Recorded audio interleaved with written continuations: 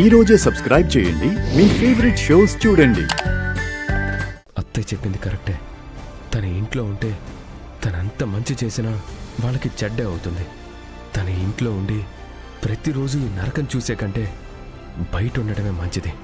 తనకి జాగ్రత్తగా ప్రొటెక్షన్ ఇచ్చి కాపాడుకుంటే కొంచెంలో కొంచెమైనా తనకి మనశ్శాంతిగా ఉంటుంది. ఇంతమంది ఎన్ని మాటలు అంటున్నా నీకు చీము నెత్తురు లేదా?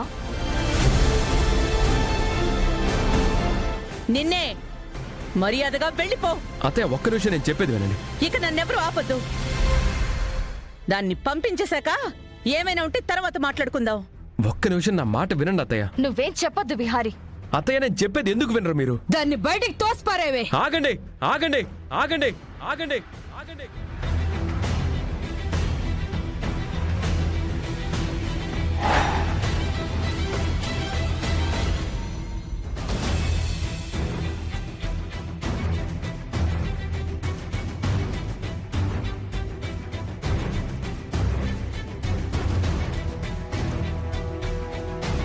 అత్తయ్య మీరన్నది నిజమే. లక్ష్మిని ఇంటి నుంచి పంపించేద్దాం.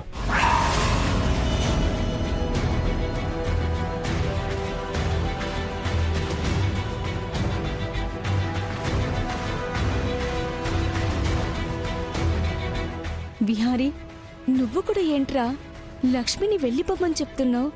తనకి ఎవరున్నారు? ఎక్కడికి వెళ్తుంది? ఎక్కడ బతుకుతుంది? విహారీ గారికి నేను బయటికి వెళ్ళను అని మొన్న చెప్పాను. ఆయన మా నాన్నకి మాట ఇచ్చానని చెప్పారు. ఆయనంతటా ఆయన ఏ మాట చెప్పకుండా నేను ఇక్కడి నుంచి వెళ్ళలేను.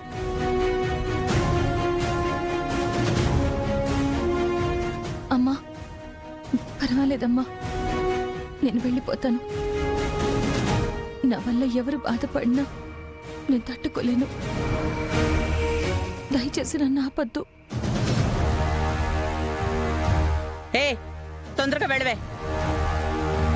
అది కాదు లక్ష్మి. అమ్మా తనని వెళ్ళనివ్వు, ఆపద్దు. అయ్యో,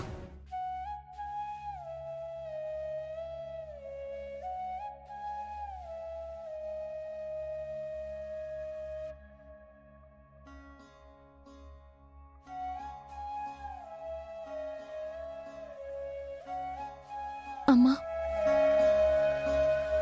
నేను చేసిన చిన్న సహాయానికి నన్ను ఎన్ని రోజులు సొంత మనిషిలా చూసుకున్నారు.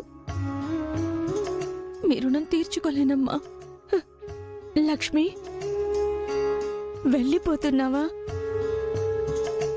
ఏమన్నా మన బంధం ఇంతటితో తీరిపోతుందా?